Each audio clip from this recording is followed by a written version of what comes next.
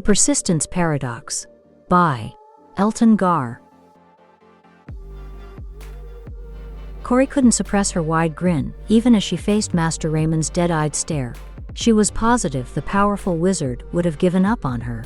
Instead, he said, "I have decided you will accompany me on my trip to the Barrows of Yertimon." "I'll get my stuff," Corrie replied, turning towards her small, chilly bedroom in the basement, behind the food storage and close to the kitchen where she could sneak in and grab snacks from the cooks. "The trip will not take place for 2 weeks, and I still have some hope that you will have successfully cast a spell by then," Master Ramon added. Corrie tried to force the smile from her face, but she couldn't help it. She wanted nothing more than to travel the world as a wizard, and this was her first opportunity. However, Master Ramon was right. Even though he had attempted to teach her over 200 spells, that didn't guarantee the next one wouldn't work. "What are we going to try today?" Corrie asked. "There are still 7 spells in Collard's digestives that you haven't tried yet. I believe the next one on the list is used to make things taste like peas."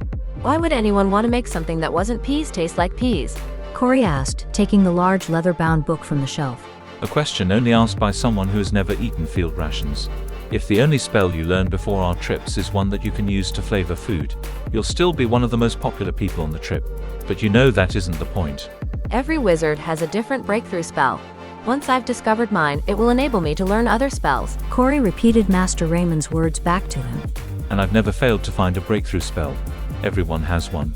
Yours is just better hidden than most." The master replied, attempting to smile reassuringly, but it didn't look right on the wizard's face. "I'm confident it's going to work this time." Corrie replied.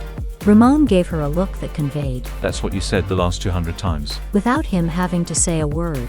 Corrie believed that must be magic too, though she didn't ask. Master Ramon would teach her the more crucial tricks of wizardry after she had mastered her first spell. Over the next week, Corrie tried and failed to make things taste like peas, beets, and peppermint. She also attempted spells that enabled her to change the consistency of bread, the color of fruit, and to add salt to anything. She spent a day practicing each one, but nothing happened. She would have been elated if the spell had merely made the food taste worse, but it didn't. She then moved on to the next book, a dust-covered tome that Master Ramon had borrowed from his own master. The title was Eldrin's Cantrips, Useful Spells for Every Occasion. The first useful spell allowed a person to change their eye color to orange. The others were similarly useless, which gave Corrie a clear understanding of why the book had been shoved into the back of a wizard's library and covered in dust. Although the spells were absurd and almost entirely pointless, attempting them was still fun as she practiced crossing her eyes, spinning a coin, and even brewing potions. She also spent her time preparing for the trip. Master Ramon had bought her a new, heavier cloak, and several books that would enable her to continue practicing as they traveled. Trying to read in the back of the wagon was less fun than watching the world, but she couldn't complain. She was the only one on the trip that didn't have to stay up at night to keep watch or cook meals. All she had to do was practice her magic. With each passing day, Corrie's understanding of the spells that could alter the texture and taste of food grew. She experimented with a few of them, but her attempts were unsuccessful. She felt disheartened, yet determined to continue learning. As she rolled a coin across the back of her fingers, and then flipped her hand over to move it across the front, a young soldier on horseback approached her wagon. "Is that how magic works?" He asked, watching her with curiosity. "If only it were that simple," Corrie replied, trying to hide her embarrassment. "This is just a coin trick that I learned when trying to master a spell. My name is Corrie, by the way." The soldier introduced himself as Mason, and asked how many spells Corrie knew. She explained that memorizing a spell was just the first step, and becoming competent in the associated skill was necessary for success. Corrie had learned the basics of over 200 spells, but had yet to make any of them work. Mason looked sympathetic. "That must be disheartening." Corrie nodded. "But Master Ramon has never failed to find the trigger spell for an apprentice. Once I find mine, I'll be able to cast other spells." Mason was curious about why Corrie was accompanying them. She explained her master was on the trip, and did not want to interrupt her training. Perhaps, Mason suggested, she could try casting some spells on the walls of the barrows they were headed towards. Startled, Corrie's grip on the silver coin slipped, causing it to bounce noisily on the wagon's wooden floor. Master Ramon's voice interrupted the moment. "Those spells are far too dangerous." Corrie felt relieved. She didn't know that the barrows contained spells, and wasn't sure she was ready to experiment with them. The young man looked around furtively before speaking up. "I don't want to bother you, Master Ramon interjected. This is as much a part of her training as learning spells. Corrie was puzzled. While she understood that a wizard's role was to make everyone's lives better, she couldn't see how conversing with a soldier would help her achieve that. Nevertheless, she continued the conversation for several more minutes, until a sergeant rode past, silently signaling the end of their discussion. Without a word, Mason rode ahead and spoke to another soldier before they both trotted down a trail in search of food for the night. Corrie returned to her coin, but her gaze remained fixed on the other soldiers, studying them. Traveling with the soldiers was an odd juxtaposition. While the soldiers had to remain vigilant for danger and scavenge for food, the likelihood of an attack on a heavily armed convoy was low, making the job incredibly dull. After a couple of hours of practicing with the coin, Corrie reached into her pack and pulled out her flute. Once upon a time, the instrument would have been worth more than everything she owned, but now it was just wrapped in soft leather and stashed in her secondary pouch. While she wasn't particularly skilled with the flute, music was integral to many spells. She had chosen the flute for its portability and durability, but hadn't learned any full songs, as they weren't necessary for the simple spells she was trying to master. However, she knew enough to play a few recognizable melodies. She half expected someone to tell her to stop, or for her master to scold her for not working, but to her surprise, the wagon driver began to whistle along with her. 5 minutes later, as she started to play a second song, a soldier began to sing. It was a tune she knew well, but had never known the words. They made her cheeks burn with embarrassment. How had her father known that song? She ignored the lyrics and continued to play, though it felt wrong somehow. After an hour of playing, Corrie's fingers were sore and her lips were chapped from blowing into the flute. She didn't realize that playing an instrument could be so physically demanding. As she wrapped up the flute, the soldier spoke up. Tomorrow I'll teach you to play Maiden's Wish. Corrie looked up in surprise, not expecting such an offer from a soldier. Master Ramon chuckled. You will not, he said, but there was a hint of amusement in his voice. Soon after, 2 soldiers returned with a small deer that they had caught. The scent of cooking meat wafted through the air, making Corrie's stomach growl with hunger. She had grown tired of the hard bread they had been eating for days, and the smell of the sizzling meat was a welcome change. Master Ramon collected the hide, placing it in the back of the wagon with Corrie. There is a book in my pack that has several spells that require wild animal parts as a component. 2 of them use the skin of an animal. You'll try them tomorrow, he said distractedly. Corrie sensed that something was bothering her master, and asked him if everything was okay. You've done nothing wrong, but I do fear that bringing you was a mistake, he replied. Corrie didn't know what to say in response, so she turned her attention back to her work. She started with the spell that used the deer hide. Carefully cutting a small piece with her knife, she gave the rest to the wagon driver, who had been complaining of discomfort on the hard wooden bench. As she rubbed the small piece of deer hide until her thumb hurt, she couldn't help but wonder why her master seemed so distracted. After the failed attempt at the spell, she returned to playing the flute for another hour. Trying spells she had already failed, as well as entertaining the soldiers with her music. She even got one of the usually stoic soldiers to laugh when she crossed her eyes to make a spell work, sticking out her tongue. The tongue wasn't necessary for the spell, but she thought it might be necessary to get the soldier to laugh. As the soldier rode away, Master Ramon spoke without turning his head to look at her. We've had discussions about wizards' dignity in the past, he said. Corrie felt her cheeks flush with embarrassment. I'm glad you understand it so well. Most people think dignity is about being regal and looking perfect. But I've always believed that the most dignified thing a person can do is care more about other people than they do about themselves, even if that makes them look silly. Corrie was confused as she realized she wasn't in trouble. But she began to watch Master Ramon more carefully. As they rode, she watched a master wizard weave spells with delicate precision. The tantalizing aroma of the freshly flavored hard bread wafted up to her nose, sending her taste buds into a frenzy. She couldn't help but lick her lips as she observed the soldiers eagerly devouring their savory treats. Although she couldn't cast spells like a full-fledged wizard, Corrie knew the value of having a well-stocked kit. The glint of gold and silver powder, the eerie aura of full moon dust, and the creepy crawl of spider legs all sent shivers down her spine. But amidst the more exotic ingredients, she found comfort in the familiar sight of salt, pepper, and various herbs and spices. They may not be as flashy as the other items in her kit, but they were just as essential in making a good meal. With a determined glint in her eye, Corrie set to work on the stew. She added the last of her salt and pepper, sprinkling them into the bubbling pot with practiced ease. She plucked a few herbs from her kit, adding them to the mix along with some carrots she had gathered earlier. As the fragrant aroma of the soup began to fill the air, Corrie couldn't help but feel a sense of pride in her creation. As night fell, the soldiers huddled together under the looming shadow of the barrow. Corrie could sense their fear emanating like a palpable aura. The road was dangerous enough, but here in the heart of the barrows, anything could happen. The hairs on the back of her neck stood on end as she scanned the darkness for any signs of danger. As the night wore on, Corrie's nerves began to fray. She couldn't shake the feeling of eyes watching her from the darkness, and the oppressive silence seemed to press down on her chest like a lead weight. She knew that fear was a dangerous thing, so she did her best to help the soldiers by gathering wood and playing cheerful tunes on her flute. The music seemed to have a tangible effect on the soldiers, pushing back the inky darkness that threatened to engulf them. Even Master Ramon joined in, his voice wavering and cracking as he sang along.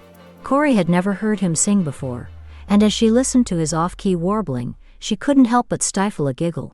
But the mood soon turned raucous as Master Ramon turned a barrel of water into rum. The soldiers cheered as they passed around drinks, their voices growing louder and more boisterous with each passing moment. Corrie couldn't help but shake her head as she watched them, marveling at the power of alcohol to chase away even the darkest of fears. As the night grew darker, Corrie tried her hand at a spell. She focused her energy on the darkness, willing herself to see through the gloom. Although the spell had failed her in the past, Master Ramon encouraged her to keep trying. He reminded her that practicing spells, even when they failed, was important for when she triggered her ability. But as he spoke, Corrie sensed a sadness in his voice. She could tell that something was troubling him. What is wrong? She asked, her voice barely above a whisper. I've always enjoyed these adventures, but this is likely to be my last. Master Ramon said, his voice heavy with emotion. Corrie was stunned. But you're only... She began, but she trailed off. She realized she didn't actually know how old her master was, and guessing might not be wise. So instead she said, Don't wizards live a long time? Those who live in towers and don't risk their lives going to barrows do. You know there are spells that let you speak to the fates. Master Ramon said.